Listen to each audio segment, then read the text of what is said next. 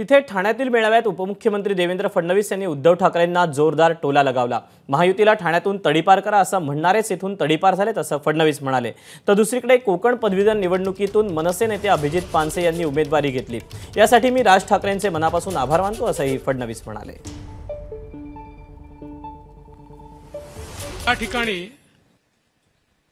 कोकणातल्या 6.5 जागांपैकी 6.5 म्हणजे मावळची जागा थोडी कोकणात येते म्हणून 5.5 जागा या महायुतीच्या निवडून आल्या।